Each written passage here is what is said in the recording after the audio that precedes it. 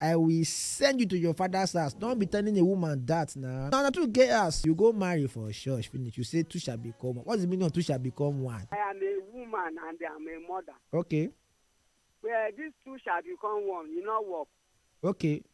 Because in those days, when our papa married, a woman misbehave or if they your house they fled, you will send her package. Okay. Which one I will come share property. Oh yeah, wait. So what if the man called the flat? Who will send him packing? If the man come, it's a man. Man is not meant for one woman. Madam, you say you are a woman and you are a mother, madam. Yes. So if your pikin when be girl, make ask you one question. If your pikin when be girl now when marry, come community say he husband they flirt, what you go tell him? I go tell him make it enjoy with her. Okay, make it stay there as the man they flirt. Oh, he go change. What if the man not change? Why? He go change. He go say only one woman. He go follow. Madam, now wow, you say you are a mother. We thank God. Mother, yes. Thank you.